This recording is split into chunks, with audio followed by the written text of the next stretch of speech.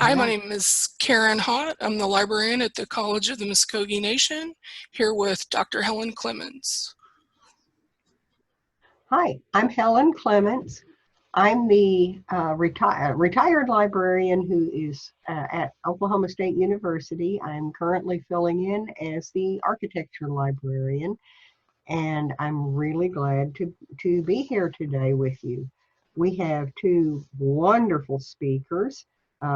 Karen and I, incidentally, are the chairs of the Tribal Libraries Committee.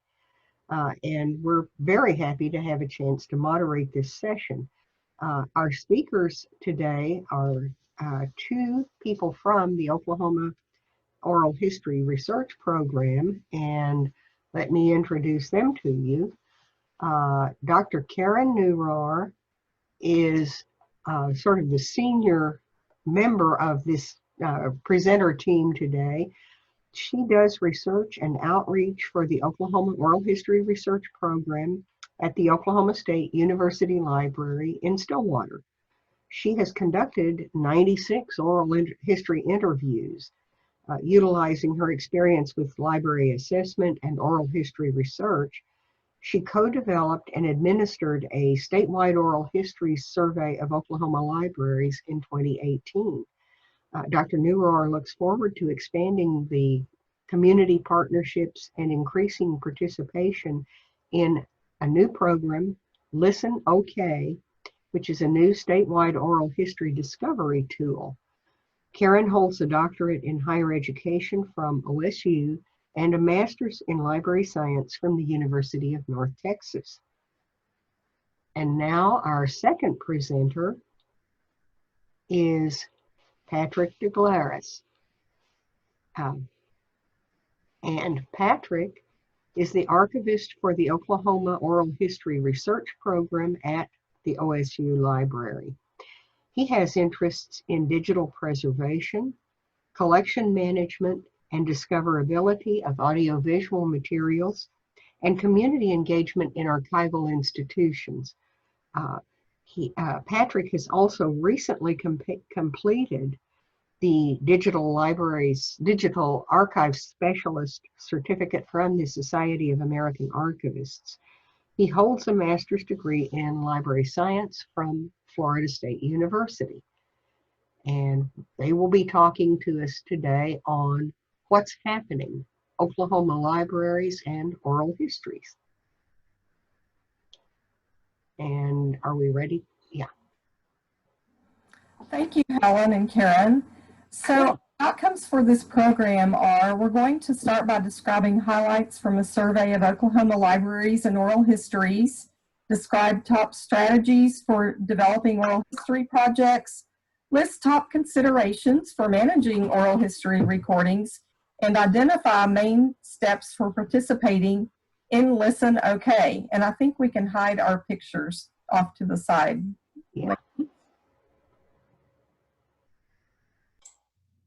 Okay, so let's talk about what oral history is. It's the method of recording and preserving oral testimony, and it's also the product of that process.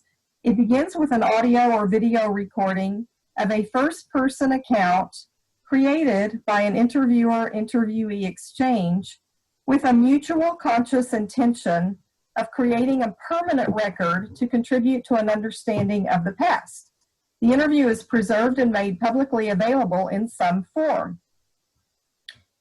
So as mentioned, there have been two statewide surveys done. In 2008, our colleagues Tanya Fincham and Juliana Nicolasian conducted a survey with funding assistance from Amigos, and their survey report is online through our website.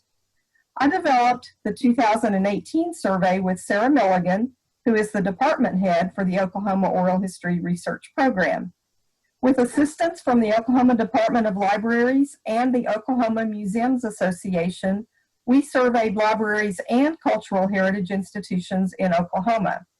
The survey topics in 2018 include what you see here, so we'll pause a moment so you can take a look at this.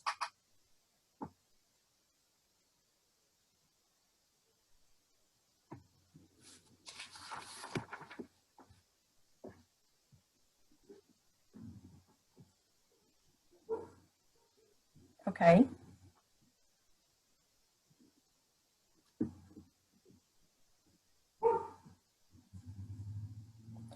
Okay, and now we'll move to some survey highlights. So what we've learned is that between the two surveys of the people who responded, about 40 libraries have oral histories in their collections. Some of the library's oral histories were library projects, and some were donated to the library from the local historical society or individuals. Most public libraries have fewer than 50 oral histories in the collections, but many of those oral histories date back to the 1970s or 80s. OSU and OU each have thousands of interviews, and the Oklahoma History Center has around 3,000 oral history interviews. We also learned that these interviews that are out in the libraries are in various formats, with audio cassette, video cassette, and transcripts being the most prevalent. Some have been converted to compact disc or DVD or digital sound files, or they were produced that way. Around half of those oral histories that we know of are cataloged with other library materials, but again, only about half actually have an inventory of those oral histories. As far as accessing the oral histories, mostly it can be done in person at the library. Some are online, and some places they are not accessible at all. Okay. So what were the top interests in oral history activities that we learned from the survey? This is the list here. So the top group is, what oral history activities would you be interested in for your library community? I'll give you a minute to take a look at those.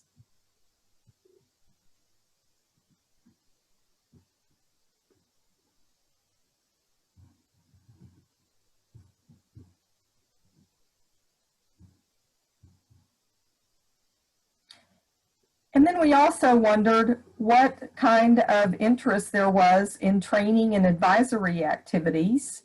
And there were 3 strong areas that came out in the survey. So you can read what these are on the screen.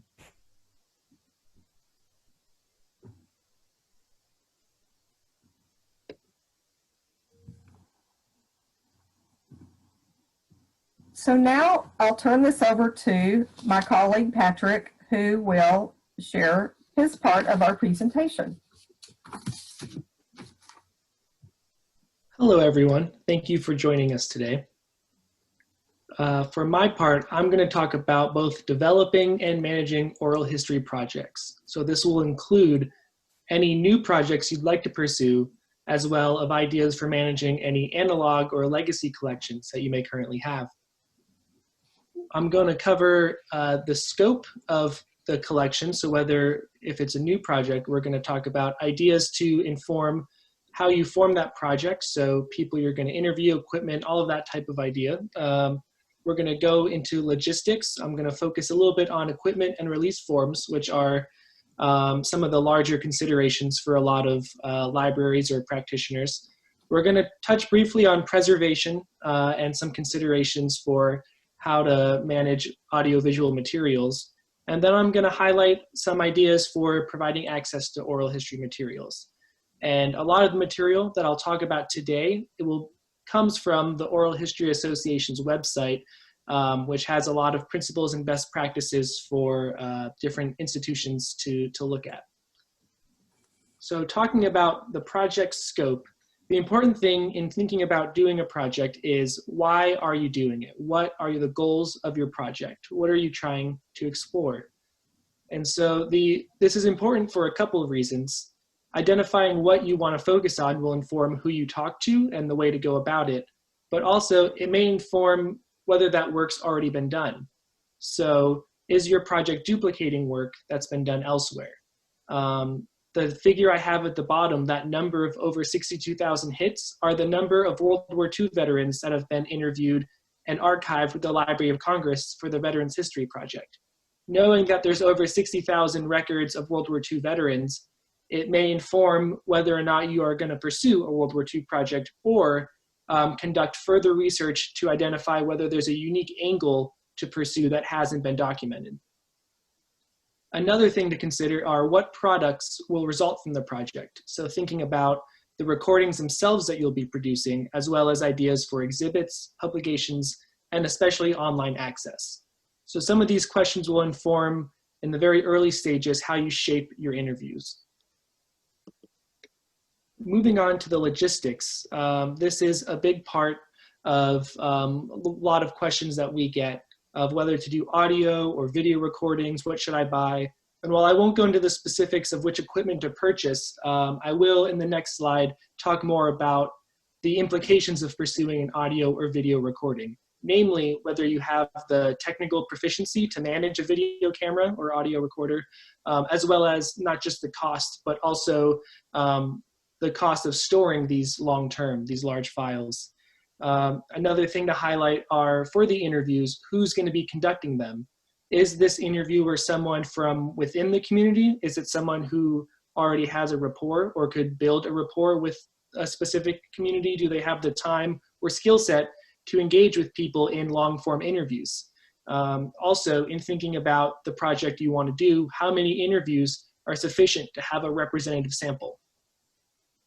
Another thing to focus on are release forms. I'll get into these in a later slide, but just having oral history interviews does not necessarily give you the rights to make those accessible or shareable.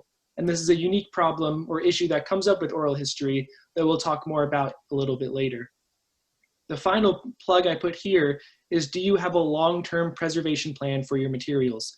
This is something that you'll see in this next slide come to fruition. So in talking about equipment, an important consideration is, what can your institution support? As I mentioned, it's not just the cost of the equipment, it's also the technical proficiency, as well as what it takes to preserve those recordings. So here I have some basic data from our recorders that we use. We do both audio and video recordings. For a 1-hour oral history interview, the audio recording can easily be a gigabyte. So I have the standard for the uncompressed WAV files there. And if you were to compress it to an MP3 to put online, 50 megabytes would be about an hour. So this is a consideration if you're doing 10 interviews. Naturally, you're looking at 10 gigabytes of preservation files to store. That might not be too bad. But if you look at video recordings, that same hour would equal 13 gigabytes at least for that same file.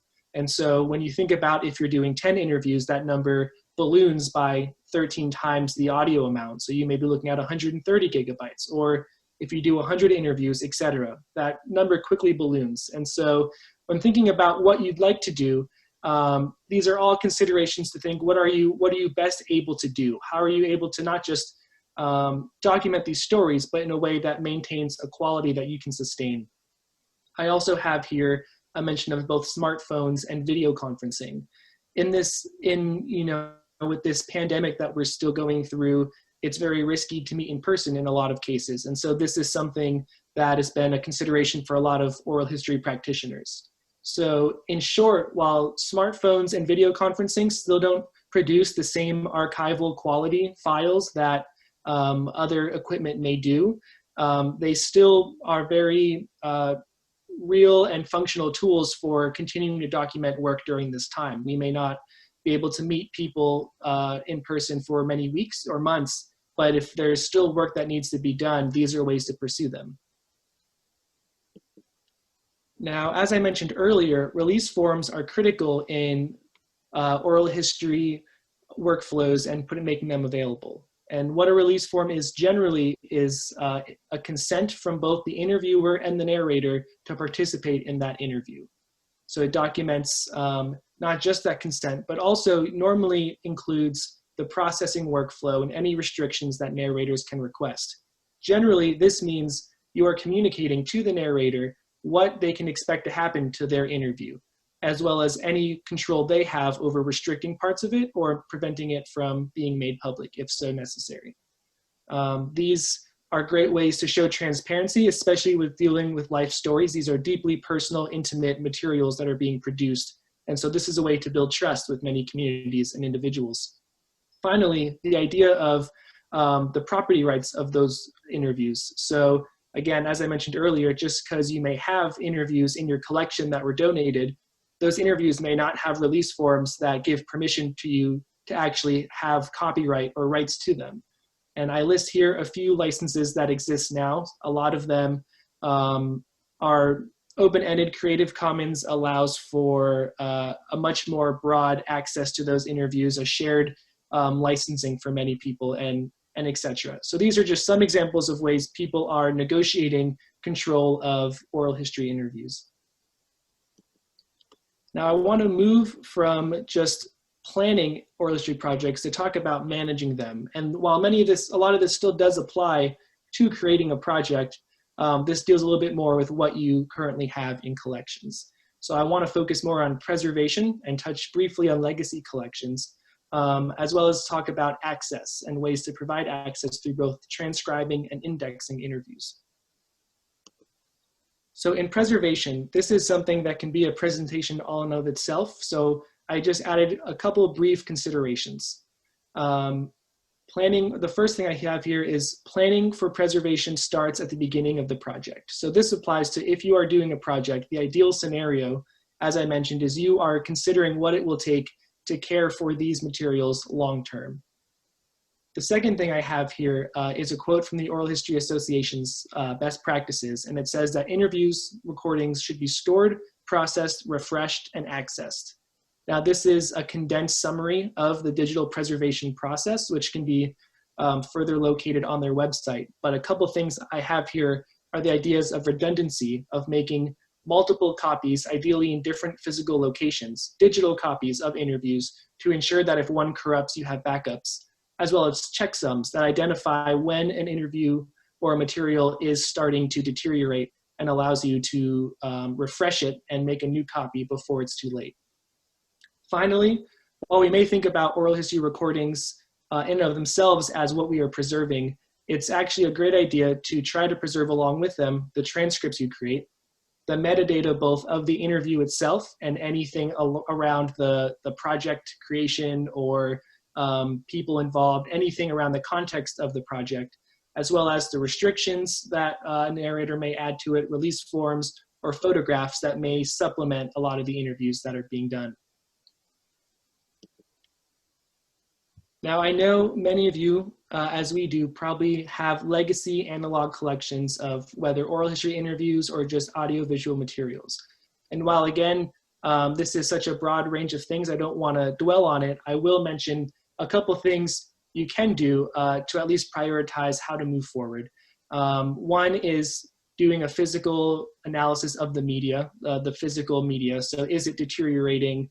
What are the physical things happening to those, so whether it's a cassette tape, a wire recorder, whatever it may be, and can you ascertain any context about the interviews, as who did them, are there release forms, do you have rights to them, or the research value they have. And so depending on these, you may prioritize something that is older and more rapidly deteriorating and has higher research value than, say, something that was done, in the early 2000s and maybe has a lower research value. So in general, there are some ways to hopefully build context and build more information that can hopefully inform your preservation processes moving forward.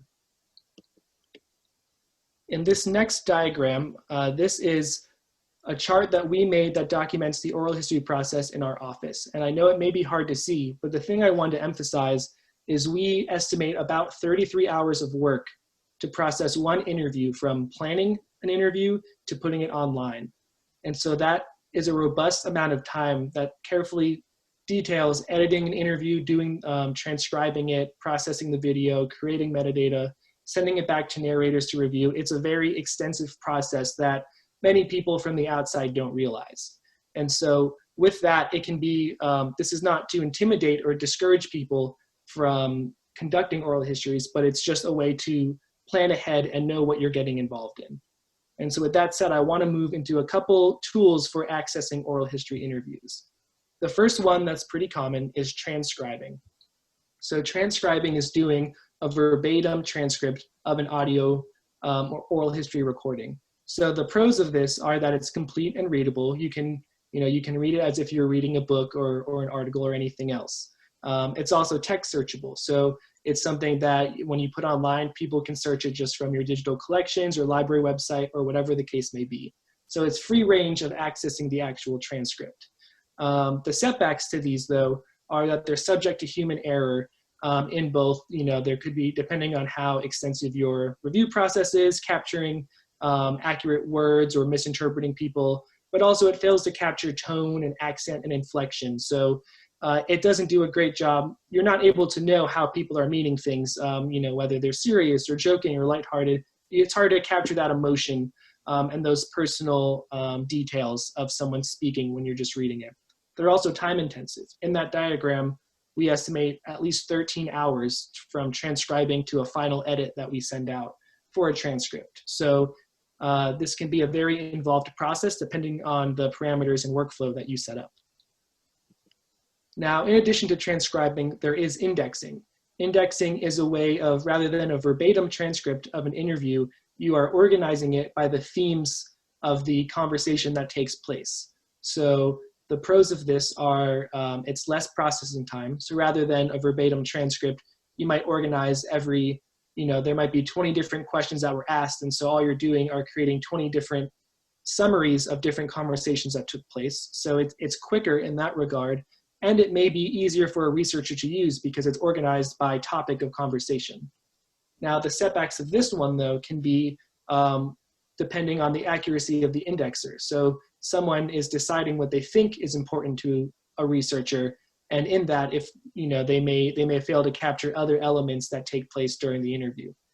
Another consideration is that it's harder to search through the interview because you may have found an index and it sounds super interesting, but now all you're left with is the audio recording to go through, which can be a tedious process for a lot of researchers. The final thing I wanted to touch on is a tool that's been out for a few years now called the Oral History Metadata Synchronizer, or OHMS. And this is a great tool that's free and compatible with many systems like Omeka, and is easy to use, that combines both the original audiovisual recording with a transcript or index. So in this diagram, or in this image, you can see at the top a video of one of our interviews on YouTube. And you can see at the top, and if you look under it, you can see part of a transcript. And if you look to the left of that transcript, there's those timestamps.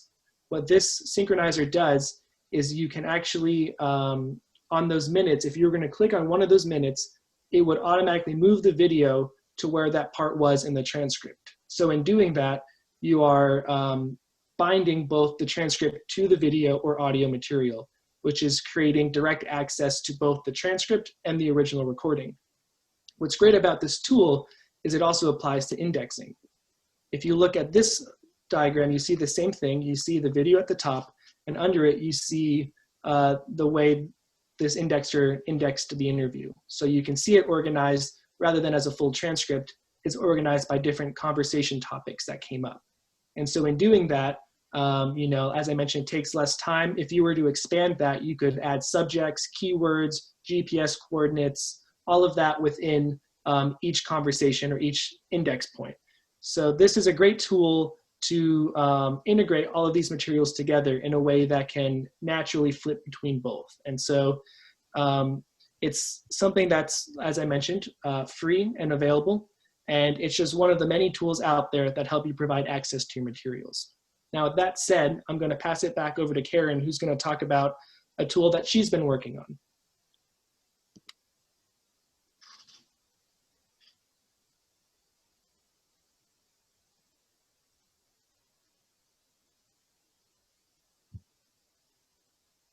Karen, I believe you're muted. Okay, there we go. Okay, let me flick back to the transcription, because a question I hear a lot is, well, aren't there programs that can automatically transcribe for you? And yes, there are, but they are not good, and they're not recognized as being very worthwhile at all. There is a free transcription software that's called ExpressScribe, and it lets you start and stop an interview and transcribe it. But it is a manual process, and that's why it takes the time that it does. Okay, we're really excited to tell you about a new statewide guide to oral histories in Oklahoma. If we could go to that slide, or ListenOK. We have just rolled this out this year, and what this can do is it can help anybody see who has what oral histories around Oklahoma. So the organization areas are across the bottom of the screen there. So you can find collections, you can find an institution, and you can look up a person's name and see if there are any oral histories.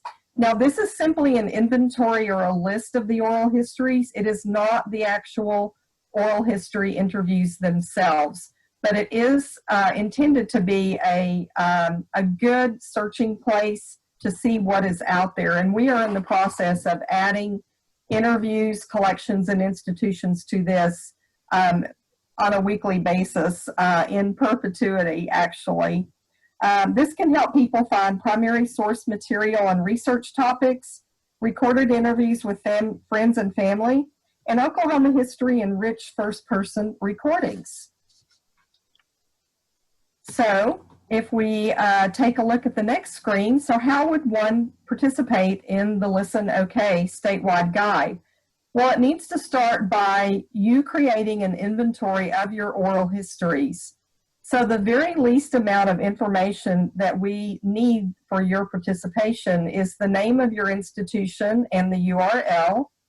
We need the name of your collection. If you have more than one collection, you may only have one. So then we just go with the institution name. And we need the name of the person who was interviewed. So those are some critical elements for your inventory. Now, as you could see, it's going to be better to have more information for these inventories. So the preferred information that you would include would be who did the interview, who conducted the interview, what date was the interview done. This is really important. You know, we have found that there can be multiple interviews with one person. They can range across a time span of the 1980s through the 1990s through maybe into the 2000s. So if you're going to help a researcher access and know about that interview, they want to see the date when it was recorded if you have that information. Then we also, it can be very helpful to know what subjects and keywords would be associated with the interview. People can search in that way for interviews. Then we would ask for just a short description for the interview and the collection. That's pretty easy to do. It's just a few sentences usually. And then we like the collection, if you have a collection level URL, we want people to be able to point and click and get into your collection where you have the interviews or the interview information. So this is the first step, has to do with the inventory and what metadata do you have for the interviews that you have. And then once you have those lists together, then you can send the lists to us at the Oral History Research Program, and we will incorporate your interviews, your site, your collection into ListenOK. All right.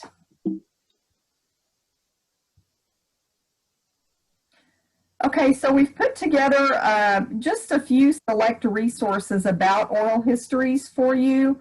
The top three, actually the top one is a fairly new book about oral history in your library. It's intended maybe for a little bit more on the applied researcher perspective, but the author of that is an oral historian in Boulder, Colorado, and they have an extensive and long-standing oral history program through the library there. So this is a wonderful little book with a lot of helpful information. The next two books are frequently used in oral history classes that are taught, and they're very helpful as well. The Oral History Association is a great resource. This is the professional organization for oral history. We have annual conferences. There are regional oral history associations as well. But through the Oral History Association website there, you can find principles and best practices You can find information about archiving oral histories, and you can find web guides to doing oral history. There's a lot of free and very helpful guidance and information through that website. And then you can go to our Oklahoma Oral History Research Program website, and you can find information through it as well. There will be an oral history virtual workshop to be offered either in the fall of 2020 or the spring of 2021 by the OLA Tribal Libraries Committee, so please do watch for that. In closing, I'd like to go back to the beginning of this presentation and share with you that conducting the statewide oral history surveys is helping us build or strengthen our relationships to libraries and museums in Oklahoma.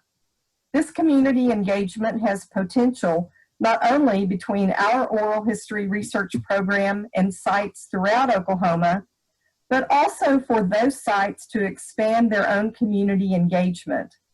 Oral history is a beautiful way to help preserve community identity of what transpired in the past and of what new directions are underway for your communities.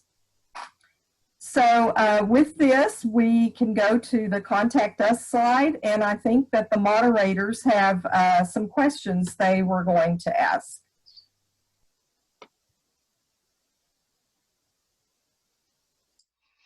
Hi, I have a question. This is Karen. I had a question for Patrick. What are some of the ways that oral histories can be used? Yeah, so there's really several possibilities that exist and that I still continue to learn about. Common ones that I see are exhibits. I see a lot of exhibits that use some type of audio interface, whether it's picking up a phone to hear a voice or different things like that. So having audio or video really supplements any paper materials that you may have. I also, for us, we have a monthly podcast that an intern produces for us that uses oral history excerpts in it and tells a different narrative focusing on different themes.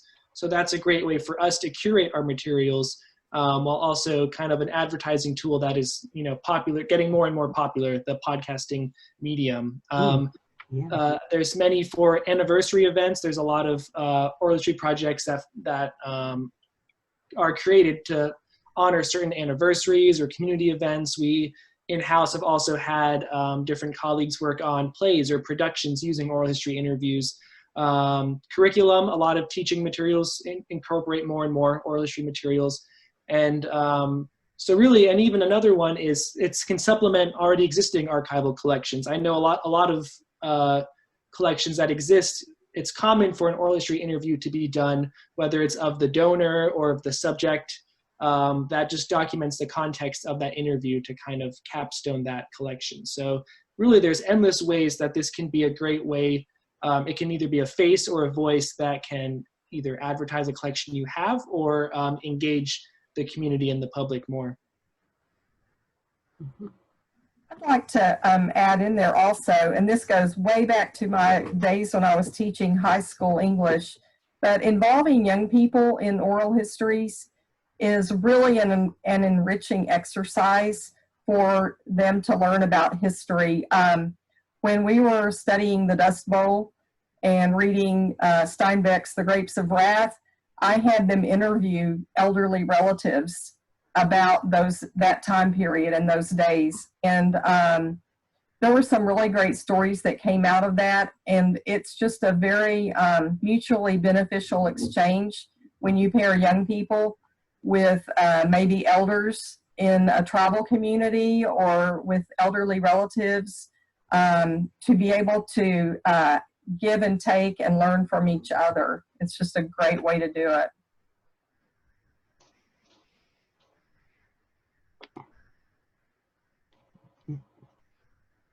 This is some really interesting stuff. This is Helen Clements again. And I already feel like I've learned a whole lot just from listening to the two of you for the last half hour or so. This is wonderful. Tribal is working on our workshop now, and we will, if you'd like to contact Karen or Patrick, they will pass your contact information along to us.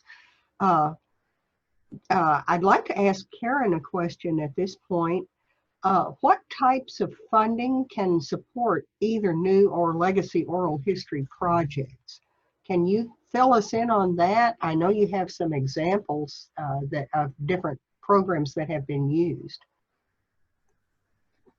Yes, there actually are a number of funding sources available to support new or legacy oral history projects.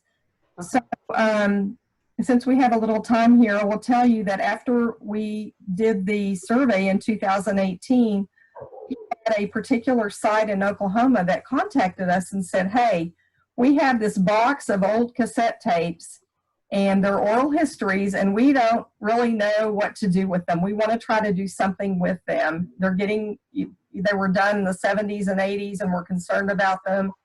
Yeah. And so Sarah Milligan and I met with this group, and Patrick met with them subsequently too, but gave them some guidance on equipment they could use to digitize those oral histories.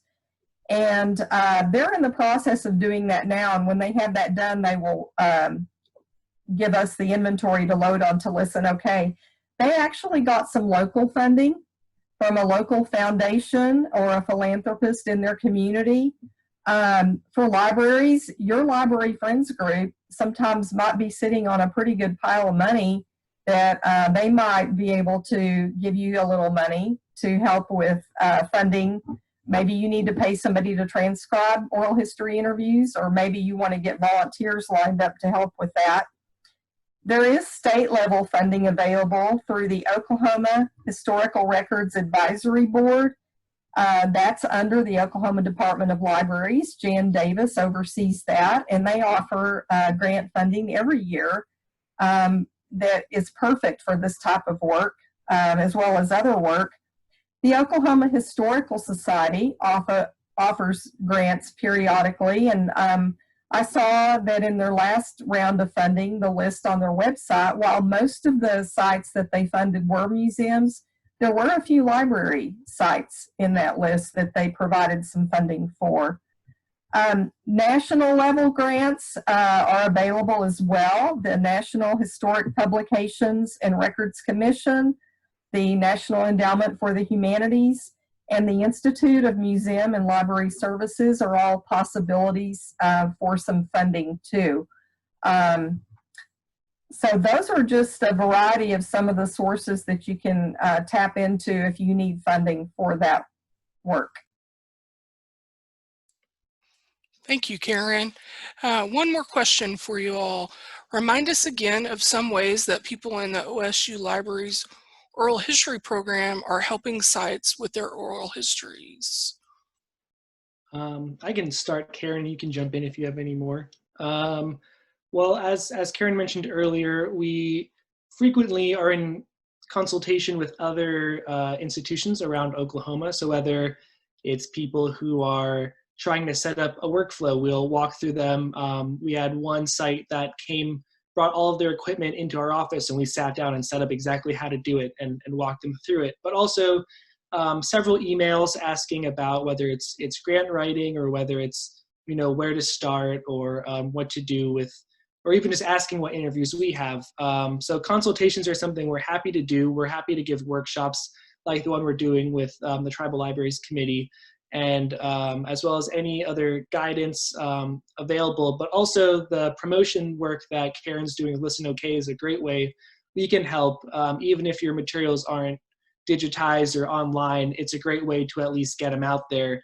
It's a tool to at least pull it together of all the resources that Oklahoma has to offer. And so I will say we've also collaborated with various organizations. We've collaborated with the Chilocco Agricultural School, the Alumni Association. We did a project with them. We've worked with the Oklahoma Conservation Commission. They wanted a project to document their institutional history, and we helped find funding and collaborate with them to do some interviews. And so there's several opportunities at different ways we can help at whatever point you're at either digitizing or doing interviews, whatever the case may be.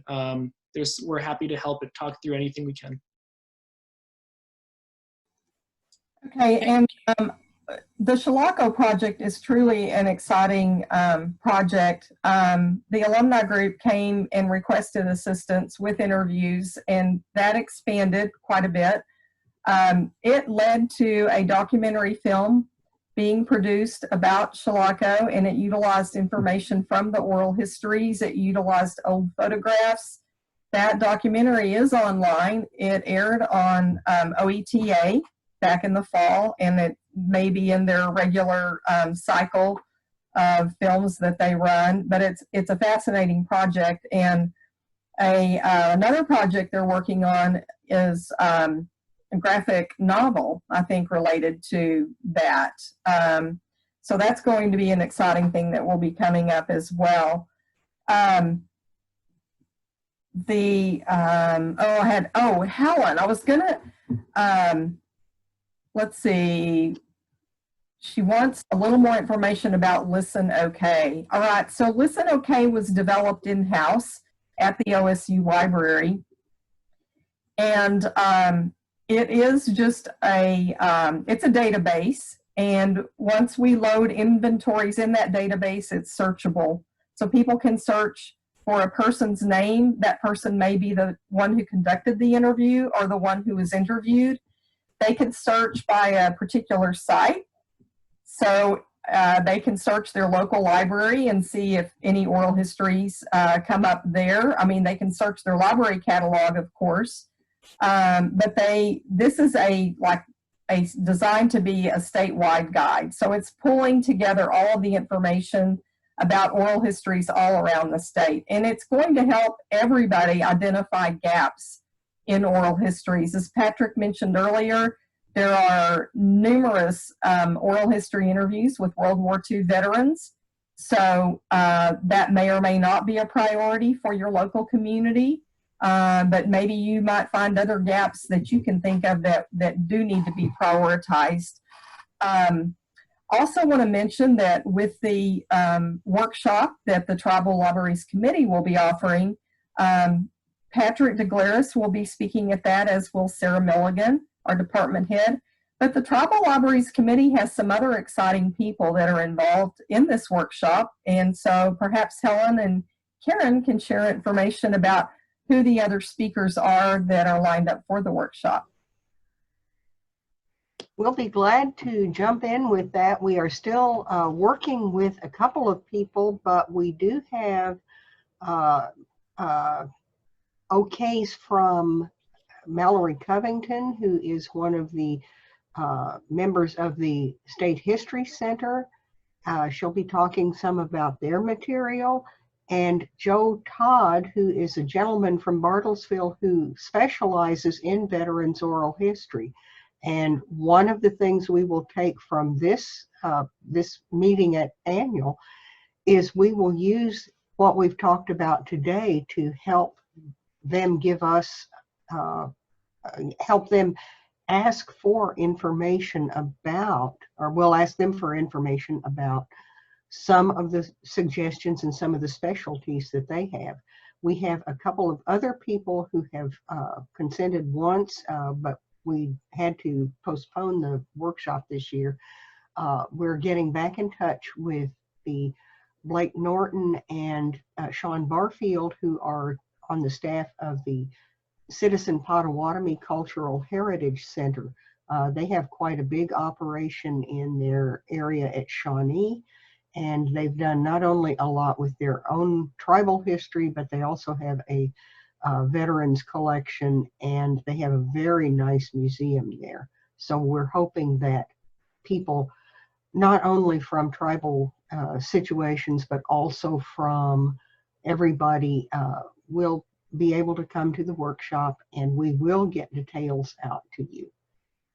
Does anybody have a quick question from that? We'll see.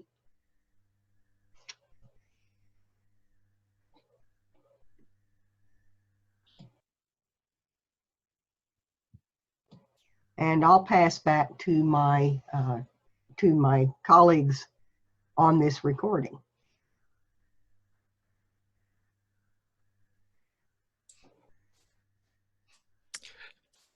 Well, we very much appreciate you all taking the time to give us this wonderful presentation, and we really appreciate all of you all joining us for this session. If you enjoyed this session, we would really encourage you to join our DROC. Helen can talk as to what the Tribal Libraries Committee does, and we would love to have additional members. Right. We certainly would. We are a small but mighty group. We've been in existence for about 12 or 13 years now, and we have had several workshops and events at the annual conference. We were privileged this year to have this session by Karen and Patrick. One of the things that our mission is to do outreach to people who are working in tribal libraries or other tribal situations. We try to pass information along, and we try to be a way that the Oklahoma Library Association can reach out to other people. We also have people from special libraries, general archives, other public institutions. We have had a lot of help from the Oklahoma Department of Libraries and several other research institutions in the state, Oklahoma University, for example, the library at the Northeastern State University at Broken Arrow, and we have members from all over the state. It's a fairly active group, and we can always use more people because that gives us a chance to be even more active. We've got some long timers, and we have people who are joining this year. And I'd like to send the TLC, as we call it, a shout out. And if we have other questions, again, we do outreach, and we try to make it possible for people to help us contact each other. And yes, I've learned a lot about being part of OLA from that group. We also have both of our large metropolitan systems have several people in the group, and they have been very helpful to us. My email information is helen.clements@okstate.edu. I answer my email just about every day. Again, helen.clements@okstate.edu. Thanks. Thank you, Helen. Thanks, Karen and Patrick. We sure appreciate you. I did want to remind our viewers to please be sure that they fill out a session evaluation on the OLA conference app. And we hope you will join us for many more conference sessions. Thank you all so much.